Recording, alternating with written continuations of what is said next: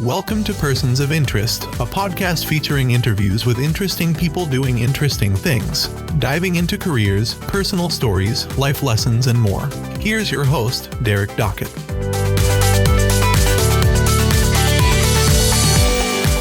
The first episode here in 2023, I'm really excited about because I'm really trying to branch out outside of the sports world, outside of my journalism world, and talk to some people that are doing unique things, as all of these podcasts are. But this one is one that really intrigues me because of my past, and she doesn't even know this, but my past involvement at Missouri State University, sitting on the Alumni Association's board of directors, and still somewhat involved as part of the Alumni Council and volunteering when I can. But she founded, and she's the CEO of a company, of an organization that does work with higher education. So I'm really pleased to bring in Dr. Liz Gross. Dr. Liz, as I always talk to you on Twitter, thank you so much for being on the podcast. Thank you. And you can drop the doctor from here on out if you like. No, I'd like to be respectful. That's your title, but really thank you for doing this.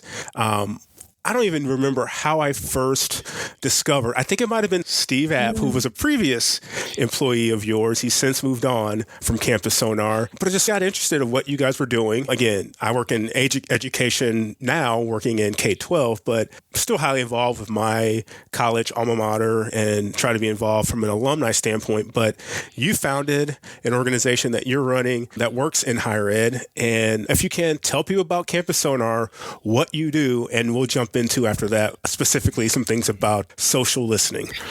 Absolutely. Campus Sonar is an agency that partners with college campuses as well as higher ed associations, particularly those that really value marketing and communications as a strategic ally to what is happening all across campus, regardless of what they're doing, what they're trying to achieve.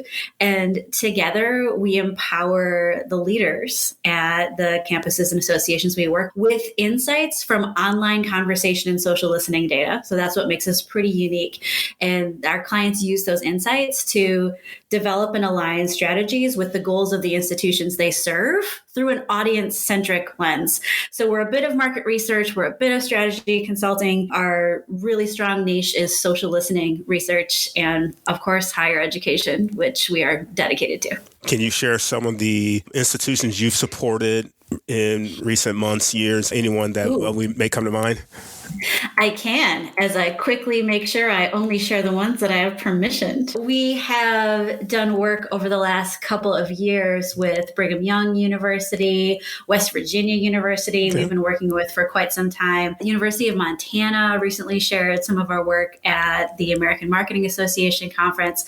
And we're currently in a long-term partnership with 17 organizations with the history of Campus Sonar, which we're about 5.5 years old now. Awesome. We've worked with just under 100 institutions. Wow. Impressive. Obviously, a impressive list of some notable, significant sized institutions there as well. All right. There's lots of nice, small, medium ones in there too. I'm just making sure I respect our agreement. Absolutely. So you mentioned social listening. Now, I'm a social media nerd myself. I specifically really love Twitter. I'm on Facebook. I mostly only use it for family, friends, sharing baby pictures. Instagram, I'm a visual person. I'm a graphic designer by nature, and I'm a wannabe photographer, as I call myself. So I love that aspect of it. But when you speak about social listening, explain to people at home how you guys use that and what in detail, you can get into the nuts and bolts of it. I'd love to hear that about what that means for your organization. Right. So we use enterprise level software to crawl any of the publicly available mentions online that come out in like social media or syndicated form. So very different from Google, we'll say, but not just social media. So people automatically think of Twitter and Instagram as sources for social listening data, which is true, but we also have online media as a source. So we do a bunch of media and journalism analysis, individual blogs, forums like Reddit, which is another large source of conversation, but also the niche forums. So like, for example, we'll see DC Urban Mom. The Washington, DC area has a parent forum where folks like to talk about colleges, like all of these really unique things. We put all of that together in one data set to find out what individuals and organizations and the public are saying about a brand or a topic or an experience. And we essentially use that entire data set as an online focus group. So we can see what trends are, what the reach or awareness is of particular topics, if that's growing, if it's fading. We can look at the sentiment of that conversation. And specifically at Campus Sonar, we have started to learn how to slice and dice it in ways that help institutions better focus in on the types or sources of conversations that they care about the most. So we can, you mentioned alumni at the start of the episode, we can look at conversation about and from alumni based on how or where people are mentioning things and see what that alumni conversation or perception is about an institution.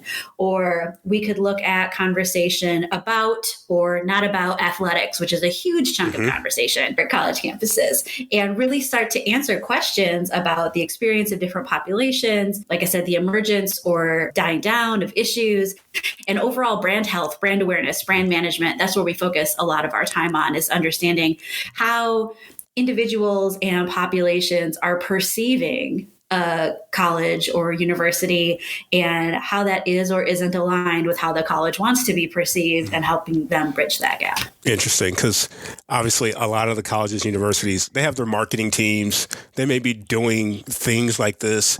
How effective, who knows? But here you are serving a unique role in being able to gather this type of data, these types of analytics, and present to them. How in the world do you think of this type of business? You're the founder, you're the CDO. How does this even start for you?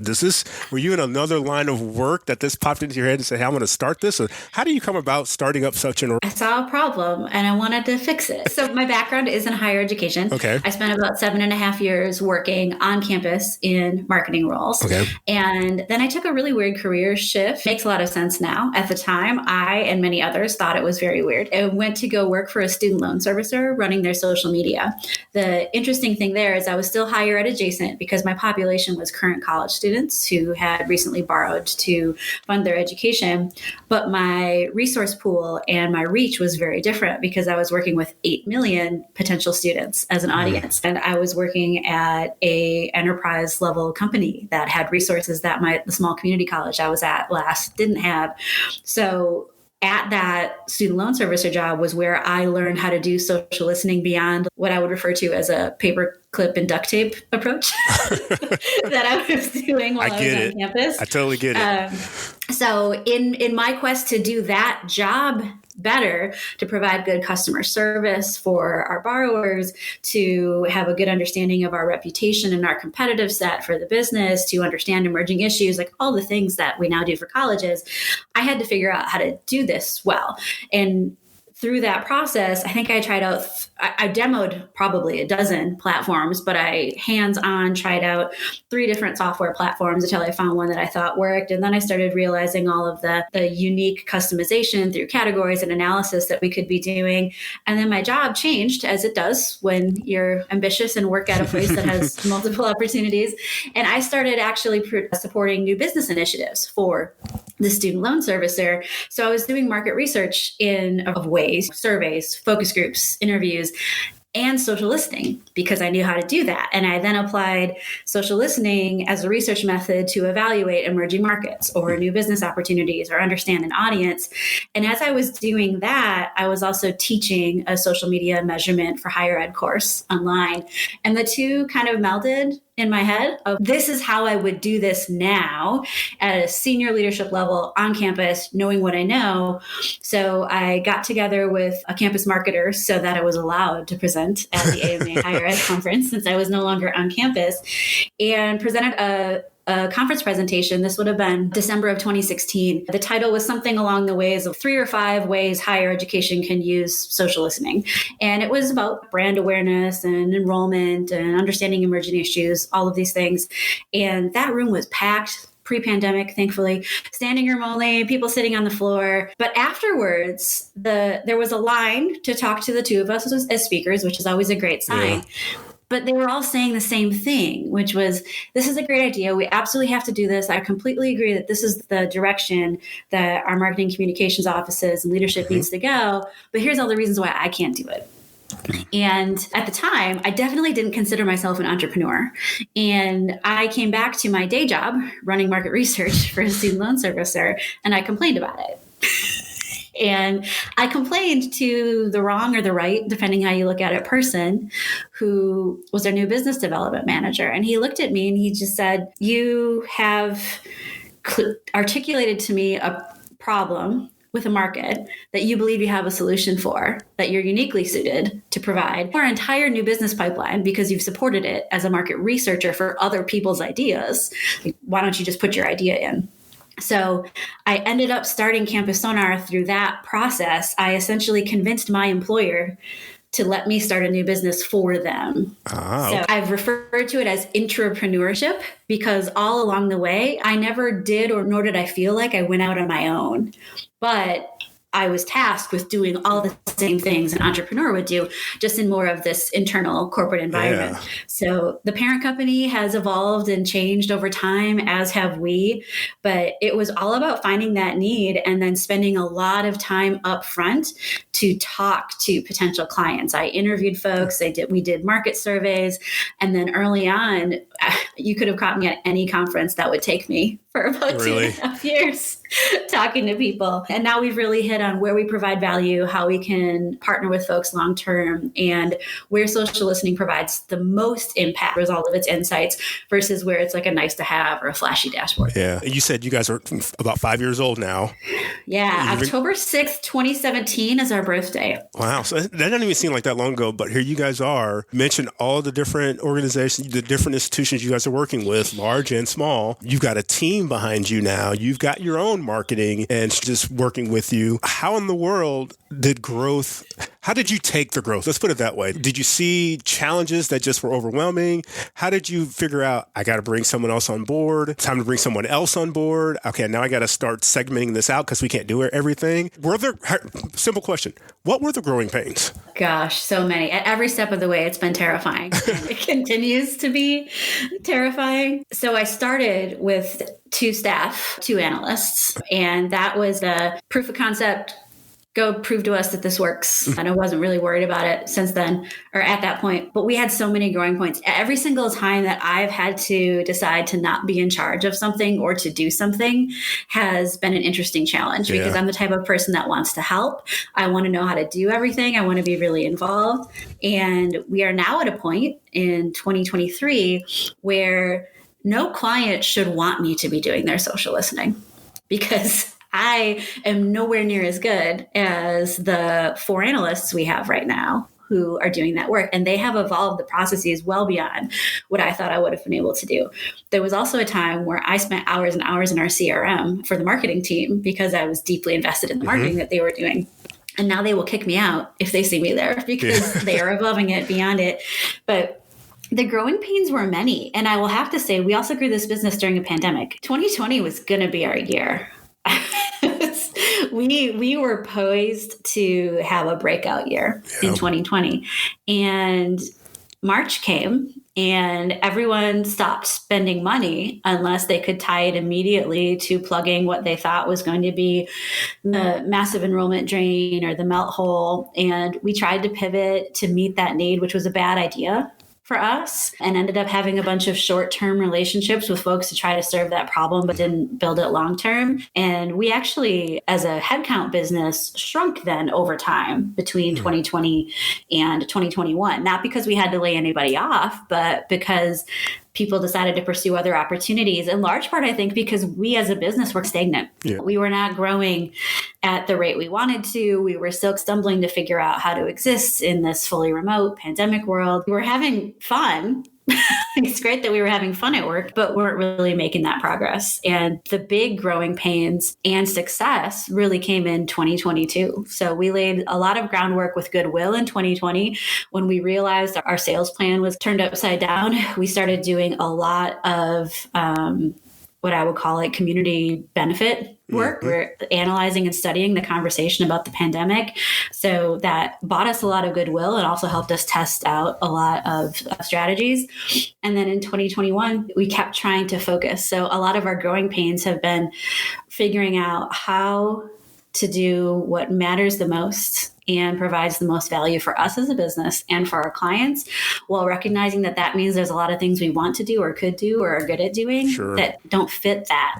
So if you could go in the Wayback Machine, which I'm sure you can, and look at our website in 2020 and the number of services that we offered, and then you go look at what it will look like probably as this comes out, because in real time right now, it'll be by the end of next week, we have completely focused into how we serve clients. There's not 7 services you could buy from us.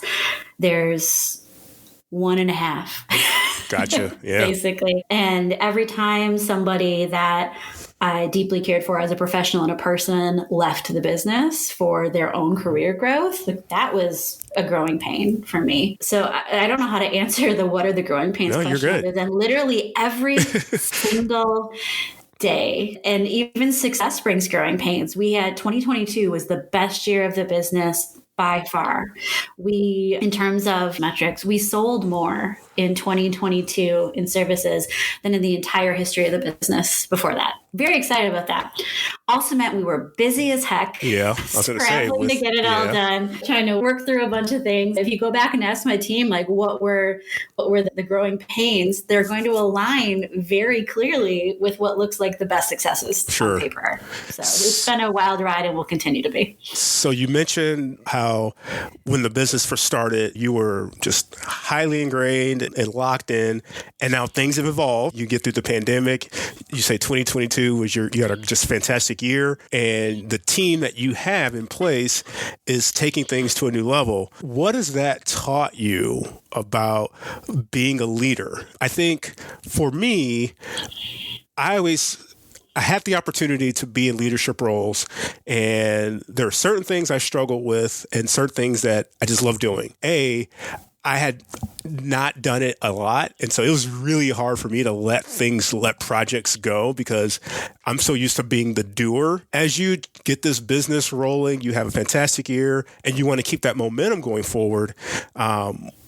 Leadership wise, how do you keep that ball going in the right direction? And if you were to tell someone in a similar boat with being an entrepreneur or a new business, a growing business, a lot of people coming out of the pandemic decided that was their time to start their own business. They saw the opportunity. What would you tell them about the things that you've learned over these times when you've had to let people move on for different career, or you just wanted to see this business that you're doing continue to go in the right direction? What has that taught you in terms of leadership?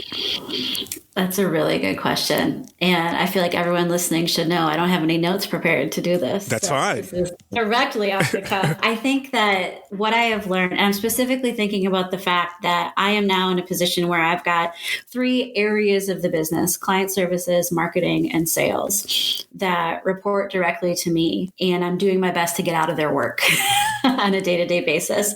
So what I've learned is, we say it a lot, but I've learned how to operationalize what it looks like as a leader to be obsessed with understanding, interrogating, and communicating the why of what we're doing. And I'm reminded that just because our mission and vision statement hasn't changed since we launched in 2017 doesn't mean that it is clear to everybody how that applies to their jobs today. Right now, part of my job as a leader is to make sure that is continually clear to everyone, which means I have to over and re-communicate all the time, and also be thinking to myself, like, why does this still matter? Yeah. Why does it matter in the context of where we are now?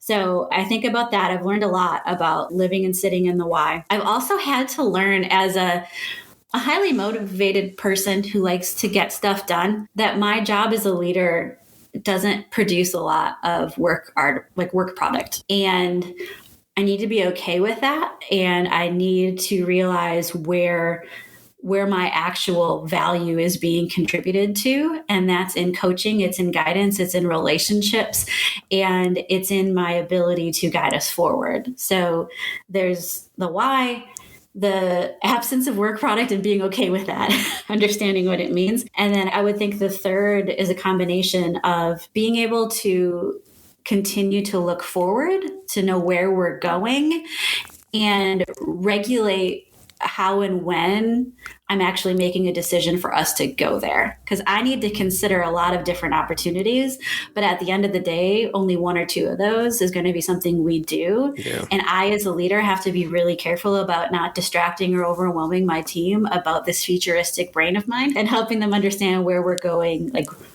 right now. So that's, I don't know. I could write an article about that now. Yeah. Thanks for asking that question. No, that's good. And you're a heck of a writer. And I know you do a lot of public speaking. You go out to these events and conventions and things like that. I think a lot of things that, and again, this is coming from me, being able to go in and you sit and you hear a public speaker talk about things to motivate you and get you going in the right direction. There's a lot of talk about leadership. I follow a great guy, Kevin DeShazo, on Twitter. He talks a lot about leadership qualities and not just leadership, more or less motivation.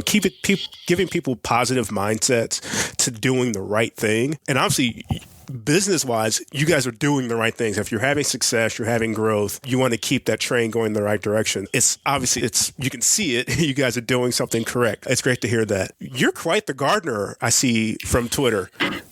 That is true. That's obviously something you really enjoy. Yeah, some people call it a farm in my backyard. But yes, particularly for people who may not have this context, vegetables. Flowers I'm not so great at, but if I can eat it, I want to grow it. Nice. What's been the most successful, quote unquote, harvest you had? We won't say now because we're in the middle of January now, but to wrap up the last season. If we're going to talk about successful in terms of quantity, I have never had a bad year in growing tomatoes. Okay. And one of the super amazing things this year, so actually it was a rough gardening year. I gardened under a really large, not directly under it because it'd be too shady, but very near a large box elder tree in our backyard. And in the second week of June, I think it was, which is just when the gardening season is getting going really in Wisconsin, we had a huge storm come through and the entire tree fell on the garden. Oh, no. So that was a bummer. Literally, I just finished planting the section by it and I had all these cool trellises and it was smashed. And it took my husband literally all summer to attempt to clear that stuff away. But stuff still grew. Yeah. So it looked a little mangled, but it grew. And I was really proud that we had far more than enough tomatoes for me to blow past my goal of canning homemade salsa. So by the end of the summer, I think I had 65 pints of homemade salsa in my pantry. Wow. And we love that stuff. Best salsa on the planet. Awesome. So I would say that was pretty successful. Awesome. I'm not a gardener, but I'm a lawn person. And I had my very first time of wanting to have something with color in the yard. So I didn't do anything in the ground because I didn't get anything going soon here in Missouri. That's a goal this year to put something in the ground. I didn't do anything at the end of the year. I should have done that to get it going, but we'll see what the spring comes. But I did pot some things and had really good success. So that gave me some positive reinforcement that give it some attention, give it some water, give it some sun, learn about what it needs. And you can keep things growing. I commend you for having a tree fall and still able to get something going because I'm just figuring out what's too much water, what's not enough water, what needs sun, what's too much sun, what's not enough sun. But I had some great success with some things last summer. And I'm hoping that when we get through into March and April, I can get some more things in the ground here in my neck of the woods. So you'll get there. It's a process. My husband and I started gardening the first summer of our relationship together in containers on the upstairs balcony of the upper duplex that we were living in. And that was 2009. Okay. So it's taken a while to get to where we're at and learn how to do it at this scale. Yeah. It was more or less me I wouldn't say more afraid of wasting the money of buying and then planting and then having it die. Because it was a process to learn how to properly maintain a lawn and know when to buy grass seed and plant it and have it grow successfully rather than throw it down, nothing grow, or have it grow and then die immediately. But I've learned so much. It's taken 3 or 4 years and I'm trying to move that now along to flowers, perennials, annuals, and we'll see what else happens. I never post on Twitter the plants that I kill, and it's a lot. lot. And in that social media nutshell, everyone posts the positive things. We never share the other things that weren't successful because that's the lens. So thank you for sharing that. That is perfect because I've been the same way at lots of failures in the lawn, but I always share the great ones when I just mowed and it looks perfectly green with the stripes in the lawn. Thank you so much for doing this. This was fun. Tell folks how they can follow you on Twitter, and if they want to connect to learn more about Campus Sonar, I'd like for you to share that as well. Yeah, absolutely. So I too spend a lot of time on Twitter and plan to be there as long as humanly possible. We all have the opportunity now. Right. You can find me on Twitter at Liz Gross, that's LIZGROSS 144, because 144 is a dozen, which is a gross. I had to stand out in some way, shape, or form. And you can find out more about Campus Sonar at www.campussonar.com. We're also at Campus Sonar on Twitter.